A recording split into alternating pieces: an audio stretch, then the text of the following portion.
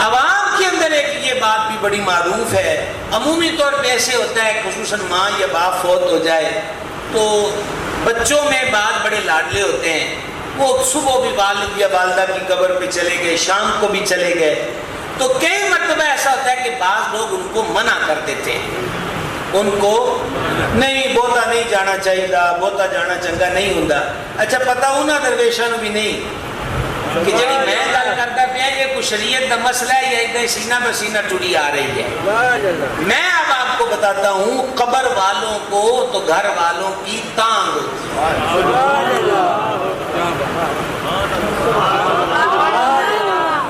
قبر والوں کو گھر والوں کی تانگ ہوتی ہے، وہ نہیں تو ان کی دعا کا انتظار تو شدت سے ہوتا ہے۔ حدیث شریف میں فرمایا میت قبر میں ڈوبتے ہوئے فریادی کی طرح ہوتی ہے اور اسے ہمیشہ ہی اپنے گھر والوں کی دعا کا انتظار ہوتا ہے، ہمیشہ ہی گھر والوں کی دعا کا انتظار ہوتا ہے۔ ہاں اتنی بات ضرور ہے کہ بیٹا والد یا والدہ کی قبر پہ گیا تو زیادہ روئے گا، تو جس طرح ماں یا باپ جیتے جی بچے کو زیادہ روتا دیکھ کر پریشان ہو جاتے ہیں، یہ ضرور بات ہے کہ خبر میں بھی یہ اثرات ان پر مرتب ہوتے ہیں، تو اس قسم کی باتوں سے اجتناب کرے۔ ویسے آنکھوں سے آنسوؤں کا چھلک پڑنا یہ اپنے ضبط میں کم ہوتا ہے، لیکن بے صبری کے الفاظ نہ بولے کہ جسے قبر میں باپ یا ماں سن کر رنجیدہ ہوں۔ ویسے صبح جائے، دوپہر جائے، شام جائے، جب جائے، جتنی مرتبہ جائے، روز جائے یا ہفتے بعد جائے، دین نے اس کے جانے پر کوئی پابندی لگائی، بولیں گے ذرا پابندی لگائی؟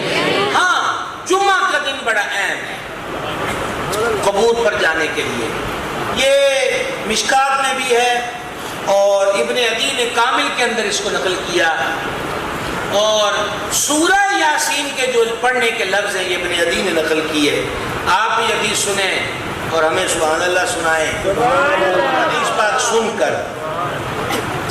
اچھا یہ تو میں نے پوچھا ہی نہیں، آپ سے زیادہ تھک تو نہیں گئے؟ آپ سمندری سے آئے ہیں نا، سفر لمبا ہے، زیادہ تو نہیں تھکے؟ تھوڑے بہت کی بخیر۔ کیا عرض کر رہا تھا کہ فرمایا نبی کریم علیہ السلام نے جو جمعہ کے دن اپنے ماں باپ یا دونوں میں سے ایک کی قبر پر جائے، کس دن؟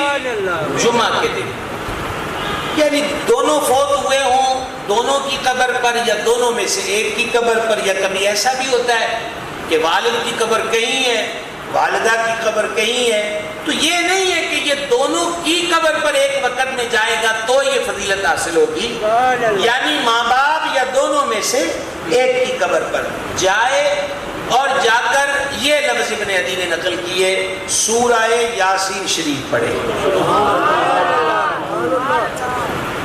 دن جمعے کا، اور سورت ایک دفعہ پھر سب یاد کر لو، دن اور سورت۔ حدیث پاک نے فرمایا ہر چیز کا ایک دل ہوتا ہے، قرآن کا دل سورہ یاسین ہے، اور دوسری حدیث میں مضمون ہے جو ایک بار سورہ یاسین شریف پڑھے اللہ تعالیٰ اس کو 10 قرآن پڑھنے کا ثواب عطا فرمائے۔ تو ماں باپ کی قبر پر گیا یا دونوں میں سے ایک کی قبر پر اور پڑھی سورہ یاسین،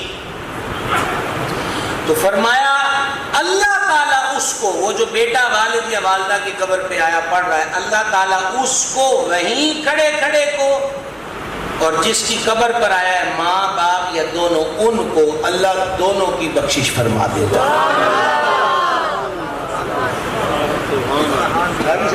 اللہ تعالیٰ دونوں کی بخشش۔ تو جمعے کو کس ٹائم جائے؟ اعلیٰ حضرت نصیب البرکت رحمۃ اللہ علیہ نے فتاوی رضیہ میں فرمایا کسی بھی وقت چلا جائے، جمعہ سے پہلے چلا جائے جیسے فجر کے بعد، یا جمعہ کی نماز پڑھنے کے بعد چلا جائے، اور جمعے کا جو ٹائم پیریڈ ہے وہ مغرب تک رہتا ہے کہ مغرب تک وہ جمعہ ہی کہلائے گا۔ جیسے ہی سورج ڈوبا اب وہ ہفتہ ہو جائے گا کہ دن بدل جائے گا، لہذا صبح چلا جائے، جمعہ پڑھنے کے بعد چلا جائے۔ البتہ اگر اپنے مسجد محلے کی مسجد میں جمعے کی اذان ہو گئی تو اب قرآن کا حکم یہ ہے کہ ہر شے چھٹ کے نماز واسطے نکلے، اب وہ جمعہ کے لیے مسجد میں آئے، جمعہ پڑھے اور پڑھنے کے بعد والدین یا دونوں میں سے ایک کی قبر پر چلا جائے. ایتھے تک سمجھ آ گئی؟ چنگا لے جلدی جلدی الحمدللہ کے جواب دیا کہ بھائی صاحب سمجھا گئی ہے. اب قبرستان سے ریلیٹڈ ایک دو باتیں عرض کرنا چاہتا ہوں. غازی صاحب یہ آج جتنے مسئلے ہوئے ہمارے بھائی بزرگوں میں سے انشاءاللہ جو عمل کریں گے یہ اشارے ثواب کا ایک نیا چیپٹر کھلے گا انشاءاللہ. قبرستان بڑھ رہے ہیں. مجھے حضرت داؤد تائی یاد آ گئے. ان سے کانسٹیبل نے، اس دور کے کانسٹیبل شرطے نے پوچھا بابے 10 بستی کدھر ہے؟ تو انہوں نے ٹیلے کے اس پار کا اشارہ کر دیا کہ ٹیلیوں پار بستی ہے. وہ ادھر گیا تو آگے قبرستان تھا. اس کو غصہ چڑھا، واپس آیا. بابے انہوں نے ایک دو نے چھانٹے لاتے. آپ نے مسکرا کے کہا مارتا کیوں؟ نے کہا تو میں نے مذاق کی تھا. فرمایا کوئی نہیں کیا مذاق. کہا میں نے بستی کا پوچھا، آبادی کا پوچھا. تو کہا تینوں دسیا تو ہے کہ بستی ادھر ہے. انہوں نے کہا وہاں تو قبرستان ہے. اللہ والے دل کے طبیب ہوتے ہیں، بڑے طریقے سے علاج کرتے ہیں.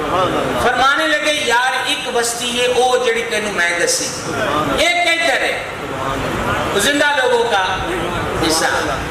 ادھر سے روز ادھر آتے ہیں پر ادھر سے میں نے واپس جاتا کوئی نہیں دیکھا. تو ہی بتا دے کہ وادی کون سی، بستی کون سی.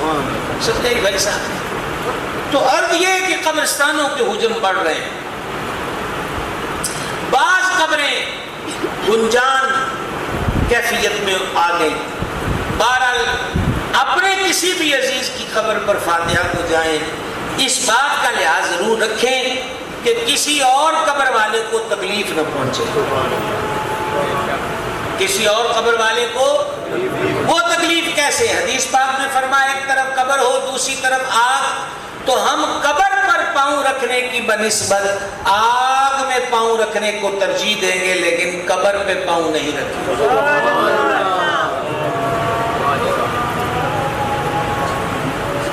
اذان شروع ہوئی ہے ابھی یہاں ہوگی اور وہ سن لیں گے انشاءاللہ تعالیٰ. کیوں جی مسئلہ سمجھ میں آیا؟ جب ہم قبرستان میں جائیں تو کوشش کریں کہ ہمارا پاؤں کسی کی قبر پر نہ آئے. اور بلکہ میں ایک ریکویسٹ کروں گا کہ قبروں کی ترتیب ایسی رکھی جائے تاکہ راستے کے راستے بھی رہیں. آج ہم ہیں کل نہیں ہے، کل اور ہوں گے وہ نہیں ہوں گے. قبروں کے نشان مٹ جاتے ہیں، اوپر سڑکیں بن جاتی ہیں، رستے بن جاتے ہیں. میرے پیر و مرشد بدر المشائخ نائب محدث اعظم پاکستان سیدی و سندی و آقائی پیر محمد عبدالرشید قادری رضوی قدس سرہ العزیز نائب محدث اعظم پاکستان سمندری شریف والے دو بابے ہوئے نے عبدالرشید نام دے، دو میں محدث اعظم دے فیض یافتہ. اور جنگ والے ایک نام عبدالرشید کا نہ جانتے ہوں تو پھر کس کو جانتے ہوں گے؟ آئی سمجھ کے نہیں آئی؟ سمجھ آئی ہے؟ استاذ العلماء علامہ عبدالرشید جھنگوی رضوی قدس سر العزیز، اللہ ان کی مرقد شریف پہ انگنت رحمتوں کا نزول فرمائے. تو ہمارے حضرت صاحب رحمۃ اللہ علیہ کے والد گرامی کی قبر مبارک جو ہے وہ لائل پور فیصل آباد جو لاری اڈے کا قبرستان ہے وہاں ہے. اور ہمارے حضرت صاحب کی صاحبزادی محترمہ کی قبر شریف سمندری کے قبرستان میں. حضرت صاحب بار سے فاتحہ پڑھتے تھے، فرماتے تھے پتہ کوئی نہیں سالوں سال بعد کتنی قبروں پہ رستے بن گئے ہوں تو قبر پر چلنا حضور نے منع فرمایا ہے، لہذا دعائی مانگنی ہے ہم یہیں سے پڑھ کے مانگ دیتے ہیں. ٹھیک ہے؟ لیکن ہمارے ہاں ایک غلطی ہوتی ہے اور وہ یہ ہوتی ہے کہ تدفین کے وقت ایک تو سلے اٹھاں وہ جو بھی مٹیریل استعمال ہوتا ہے قبر میں وہ دائیں بائیں قبروں کے اوپر رکھ دیتے ہیں. پھر تدفین کے وقت لوگوں نے گھیرا ڈالا ہوتا ہے اور وہ ارد گرد کی قبروں پہ چڑھے ہوتے ہیں. ایک حدیث میں مضمون ہے، ایک صاحب کو دیکھا وہ قبر سے ٹیک لگائے ہوئے تھے، فرمایا ٹیک ہٹا تیری وجہ سے قبر والے کو تکلیف ہو رہی ہے. اب میں آپ کو ایک بڑا نفیس نقطہ سنانے لگا ہوں. یہ جو حدیث گزری نا کہ ایک طرف آگ ہو اور ایک طرف قبر، تو ہم قبر پہ پاؤں نہیں رکھیں گے بلکہ عظیم البرکت رحمۃ اللہ علیہ فرماتے ہیں اس قبر والے نو اور کی چاہیے جدی قبر تے حضور قدم پاک رکھتے ہیں. سبحان اللہ. یہ تو نصیب ہے. لیکن کہا حضور مالک شریعت ہے، اس لیے سرکار علیہ السلام نے اپنی امت کو سبق دیا کہ مسلمان کا احترام اس کی زندگی میں بھی ہوتا ہے اور مرنے کے بعد اس کی قبر کا احترام بھی باقی رہتا ہے، کہ قبروں پہ چڑھا نہ جائے، ان پہ کھڑا نہ ہوا جائے. زیادہ فاتحہ کے لیے جائیں تو اس بات کا خیال رکھا جائے. یہ مسئلہ سمجھ میں آ گیا بھائی صاحب؟ الحمدللہ کہہ کے جواب دے لو چھتی چھتی. مسئلہ سمجھ میں آ گیا ہے. اب ایک اور مسئلہ عرض کروں، وہ ہے اگر بتی اور موم بتی اور چراغ کا. اعلیٰ حضرت رحمۃ اللہ علیہ سے سوال ہوا کہ قبروں پہ چراغ جلانا کیسا؟ فرمایا چراغ، اب میں یہ جملے پنجابی میں کہہ دوں کہ چراغ ایک واسطے بالیا جاوے کہ وہ راہ ہوئے کہ لوکاں نو آن جان سکھیائی ہوئے. ایک نمبر دو کہ اس لیے روشنی کی ضرورت ہے کہ دیکھ کر کچھ پڑھنا ہے. تو فرمایا ان دو کاموں کے لیے وہاں چراغ جلانے میں کوئی حرج نہیں ہے.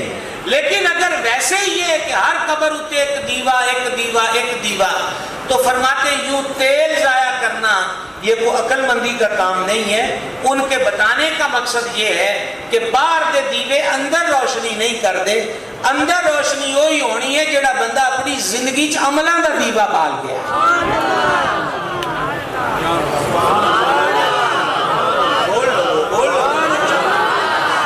سمجھایا مسئلہ کہ نہیں ہے؟ تو ایسے ہی لوگ خوشبو اگربتی کا استعمال کرتے، پوری ڈبی جمعرات جمعرو قبر ہوتے لا دیں. ایک مسئلہ صدر الشریعہ رحمہ اللہ نے بارِ شریعت میں لکھا کہ یہ دیکھیں فار ایگزامپل یہ قبر ہے نا، تو قبر کے اوپر اگربتی نہ لگائی جائے، بلکہ اس کی جو سائڈ ہے، سائڈوں پر الگ جگہ، وہاں ایک اگربتی کافی ہے، پوری ڈبی لگانے کی ضرورت. تیسری چیز ہے قبر پہ پھول اور سبزہ. صحیح بخاری پہلی جلد نبی پاک علیہ السلام، یہ کتاب الغسل میں بھی حدیث موجود ہے، جنازے کے باب میں بھی، کہ آقا علیہ السلام گزر رہے ہیں سواری پر، دو قبریں آئے، حضور علیہ السلام سواری سے اترے، ایک شاخ پکڑی، شاخ کے دو ٹکڑے کیے، ایک ٹہنی دا حصہ ایک قبر چ گڑ دیتا، ایک دا ایک. صحابہ پاک عرض کی حضور ماجرا کیا ہے؟ فرما دونوں قبروں والوں کو عذاب ہو رہا تھا. ایک غیبت چگلی سے نہیں بچتا تھا، دوسرا پیشاب کے چھینٹوں سے نہیں بچتا تھا. اور ترمذی میں یہ حدیث ہے زیادہ عذاب قبر پیشاب کے چھینٹوں سے نہ بچنے اور غیبت اور چگلی کی وجہ سے ہوتا ہے. اس کل تو بچن کی ضرورت ہے. سبحان اللہ. اپنے کپڑوں کو، اپنے جسم کو پیشاب کے چھینٹوں سے بچایا جائے. ہمارا دین کامل دین ہے، دین کا نصاب بڑا کامل ہے. بس اتنا ہی کہوں گا کہ آنا گلستہ میں تمہیں نے چھوڑ دیا، وگرنہ پھولوں میں خوشبو اب بھی ہے. آپ فقہ کی کتابیں نکالیں تو فقہا وہاں یہ بیان کرتے ہیں پیشاب کرتے وقت جیسے مسافر راہگیر باہر کھیت کھلیان صحراؤں میں جن کو ضرورت پڑ جائے، تو وہ کہتے ہیں کہ پیشاب کرنا ہو تو ہوا کا رخ دیکھا جائے. جدھر سے ہوا آ رہی ہو تو رک کر کے پیشاب نہ کرے کہ ہوا کا زور پیشاب کو اڑا کر آپ کے اوپر گرائے گا. اپنے کپڑوں کو بھی بچانا ہے اور اپنے بدن کو بھی بچانا ہے. عرض کی یہ جو آپ نے شاخیں رکھی ہیں اس میں کیا حکمت ہے؟ تو اب میں مفہوم حدیث کے لفظ استعمال کر رہا ہوں.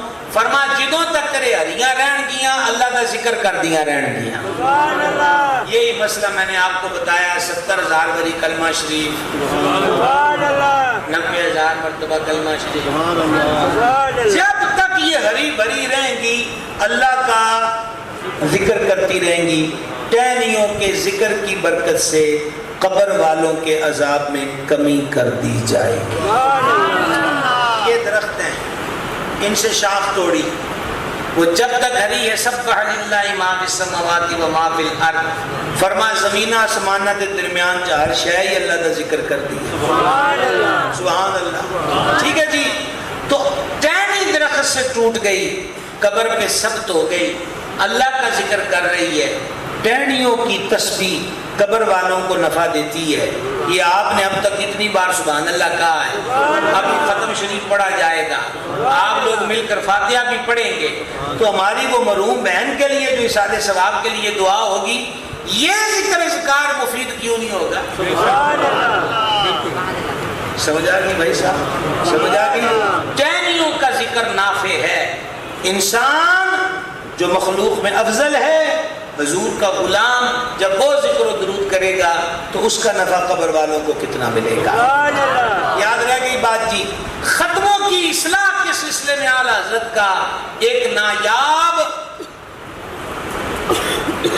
فتویٰ اور ایسے امر کی طرف توجہ دلائی جس پر بڑے بڑوں کی توجہ نہیں ہوتی. سناؤں آپ کو؟ دیکھ لیں. مسئلے تو بہت ہو گئے، چیتے رہ جاتے بڑی گل. مسئلہ کیا ہے سنیں. باپ فوت ہو گیا، اس کے 3 بچے بالغ ہیں، 2 نابالغ ہیں. جو 2 نابالغ ہیں ان کو یتیم کہا جائے گا. کیا کہا جائے گا؟ جلدی بولیں گے ذرا. نابالغ لفظ کا اطلاق ہوتا ہے یتیم پر ہے، یتیم کا اطلاق نابالغ پر ہی ہوتا ہے. اور جانوروں میں جس بچے کی دودھ پلانے والی ماں مر جائے جانوروں میں، جیسے گائے ہے، بکری، وہ یتیم ہوتا ہے. اور سپی میں وہ موتی یتیم ہوتا ہے جس سپی میں ایک ہو. یتیم تنہا اکیلے ایک کو کہتے ہیں نا. اب باپ نے 1 لاکھ روپیہ چھوڑا، اس میں 5 بچوں کا حق ہے، 2 نابالغ ہیں اور وہ یتیم ہیں، 3 بالغ ہیں، ان کو بھی ملے گا. اب کہا جی کٹھیاں آپ کا ختم دوانا ہے، والد صاحب کے پیسوں سے کٹھے ختم دوا لئیے. تو امام اہل سنت فتویٰ دیتے ہیں کہ وہ جو 2 ہیں نا نابالغ، ان کا پیسہ بیچ میں شامل نہیں کیا جا سکتا، کیونکہ وہ نابالغ ہیں. نابالغ اپنا حق معاف نہیں کر سکتا، بالغ اس کا حق مرضی سے لے نہیں سکتا. لہذا جس نے میت کے ترکے سے ختم دلانا ہے وہ بالغ حضرات اپنا حصہ لگا سکتے ہیں، نابالغ یتیم بچوں کا پیسہ نہیں لگا سکتے. دیکھ لو تمہاری مرضی ہے. سبحان اللہ مسئلہ ہے کہ کوئی نہیں. ہمارے ہاں ان چیزوں کی اصلاح اور تربیت کی ضرورت ہے. اور میرا مشورہ مانیے، میں شادی اور غمی کے موقع پر ایک چیز عرض کرتا ہوں. شادیوں کی تقاریب میں گزارش کیا کرتا ہوں کہ میرے بھائیوں، لڑکا لڑکی جن کی شادی ہونی ہے، 2 افراد اور 2 خاندان، 2 گھروں نے ایک ہونا ہے. تے ایویں کڑی والے لہدا لکھاں کروڑا خرچن، منڈے والے لہدا خرچن. تے جی اللہ تعالیٰ عقل سلیم عطا کرے، دوویں گھر والے رل کے آتش بازی تے مہندی تے گانا باجا وغیرہ وغیرہ فضول رسماں تے جڑا لکھاں روپیہ خرچ کرنا ہے، اگر وہی سارے دونوں گھر والے پیسے ملا کر نئے جوڑے کو وہ رقم دے دیں تاکہ دولہا اپنے کاروبار میں ڈال لے، فائدہ ہے کہ نہیں؟ پر مسئلہ اس ناک کا ہے. مسئلہ کس کا ہے؟ وہ حاکم رضی اللہ تعالیٰ عنہ رونق افروز ہوئے تو کہا حضور یہ بتائیں یہ رب نے مکھی کیوں بنائی ہے؟ امام جعفر صادق پاک نے فرمایا اللہ نے مکھی مغروروں کا غرور توڑنے کے لیے بنائی ہے.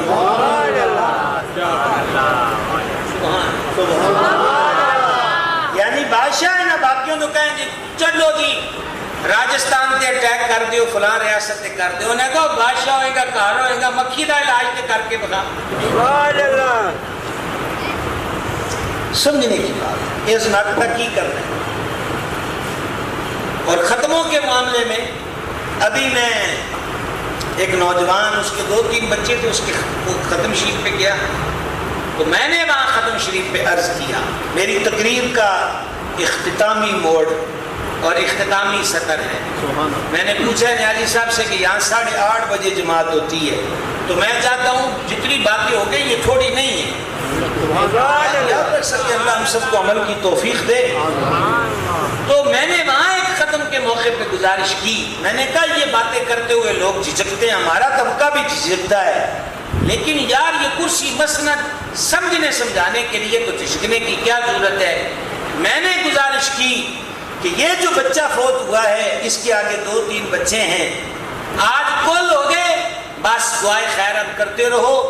چالیے پر جو خرچہ کرنا ہے نا, پوری برادری اکٹھی کرنی ہے, 3 لاکھ 4 لاکھ روپیہ لگانا ہے, وہی 3-4 لاکھ روپیہ یتیم بچوں کے لیے محفوظ کر لو تاکہ ان کی زندگی کے خرچ اخراجات میں سہولت رہے. مشورہ صحیح ہے کہ کوئی نہیں؟ تو پھر اس کا مطلب یہ ہے کہ ہمیں اپنے معاشرے میں ان امور پہ توجہ کرنی چاہیے. کیا کرنی چاہیے؟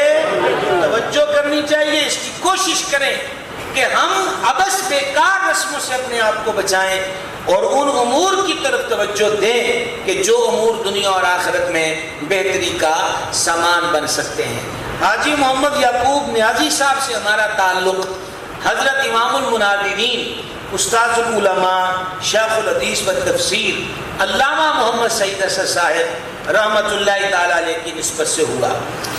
یہ حضرت نیازی صاحب جو ہیں وہ حضور امام المناظرین کے مرید, نہ صرف مرید, ایسے مرید جیسے دوستوں جیسے مرید ہوتے ہیں, اور تیسرا لفظ بولوں جیسے باپ بیٹے کا تعلق ہوتا ہے.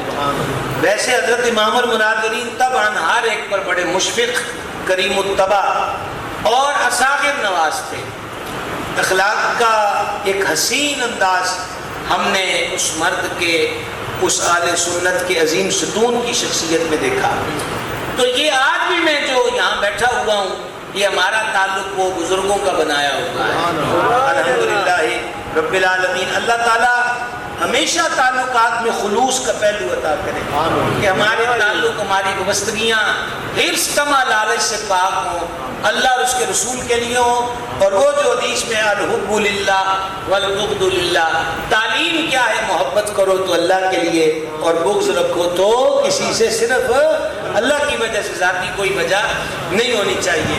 اور دوسرا, آج کے اس اجتماع میں میں اور آپ سب نیت کریں کہ 5 وقت کی نماز پڑھا کریں, کوشش کریں گے انشاءاللہ. اور دوسری عرض یہ ہے, قرآن پاک قسمہ چکن واسطے نہیں بنیا, پڑھنے سمجھنے اور عمل کرنے کے لیے بنا. خدا جانا ہے قرآن پاک کو ترجمہ تفسیر سے پڑھیں. اگر موبائلوں والے ہو تو حضرت امام المناظرین قرآن پاک کی پوری تفسیر ریکارڈ کروا کے گئے, جو یوٹیوب پر موجود ہے, فیس بک پر موجود ہے. ان کی تفسیر نور الامین کی 2 جلدیں بھی آ گئی, انشاءاللہ باقی بھی آئیں گی. تو آپ سننا چاہتے ہیں تو ویسے سن لیں. گھروں کے اندر, مسجدوں کے اندر سنیت کا امام, 14ویں صدی کا مجدد اعلیٰ حضرت امام عشق و محبت الشاہ امام احمد رضا قادری رحمۃ اللہ علیہ نے بڑا ہی ادب و احترام اور تفسیری ترجمہ کیا قرآن پاک کا, کنز الایمان. کیا نام ہے قرآن پاک کے ترجمے کا؟ بولے بولے ذرا. کنز الایمان, اس کا مطلب ہے ایمان کا خزانہ. ایمان کا کنز الایمان کی جو جدید طباعت و اشاعت ہے وہ دعوت اسلامی کے مکتبے والوں نے بڑی پیاری کی ہے. تو میں عرض کروں گا کہ روز 5 آیتیں 10 آیتیں تلاوت بھی کریں, ترجمہ بھی پڑھیں, تاکہ سمجھ میں آئے کہ ہمارے رب نے ہم سے کیا فرمایا ہے. اللہ عمل کی توفیق دے. فاتحہ پڑھ لیجیے.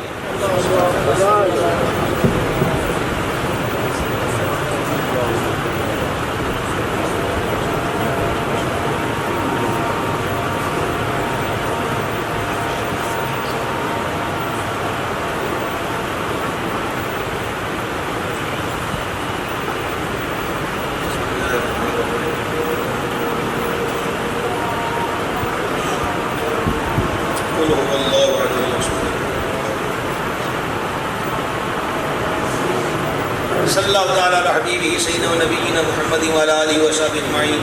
الہی فاتحہ و ذکر تبرک کا اہتمام یہ محفل پاک لکھ کر پڑھ کر جتنے بھی قرآن کریم و دیگر کلمات ملک ہوئے سب تیری بارگاہ میں پیش قبول فرما. جو غلطی ہوئی معاف فرما. جو ثواب عطا ہوا حضور سرور عالم شفیع اعظم صلی اللہ تعالیٰ علیہ وآلہ وسلم کی بارگاہ میں پیش کرتے قبول فرما. حضور کے والدین کریمین جمی انبیاء کرام رسل نظام ملائکہ کرام سرکار کی آل پاک اولاد امجاد بنات پاک اہل بیت اطہار امہات المومنین خلفائے راشدین مہدیین تمام صحابہ کرام تمام صحابیات طاہرات و جملہ سلاسل کے اولیاء کرام خصوصاً حضور غوث پاک کی جناب میں پیش کرتے قبول فرما۔ سیدنا آدم علیہ السلام سے لے کر آج تک جتنے مسلمان مرد و عورت دنیا سے رخصت ہو گئے، ہم حاضرین کے جتنے عزیز رشتہ دار دوست احباب فوت ہوئے، سب کو ثواب پیش کرتے قبول فرما۔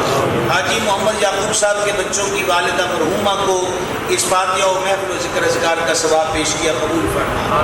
مولا وہ جو کلمہ شریف پڑھ کے گواہ بنا گئیں اس کی برکت آج جمع ہو کر ہم جو دعا کر رہے ہیں محض اپنے کرم سے قبول فرما کے ان کی قبر کو جنت کے باغوں میں سے بات کر دے، عذاب قبر واشت قبر سے محفوظ رکھ، درجات کی بلندی عطا فرما، اور اپنے جس بیٹے کو وہ وصیت کر گئی مولا اسے قرآن کا حافظ اور دین کا بعمل عالم بنا، خیر اور برکت کا نزول فرما۔ استاد العلماء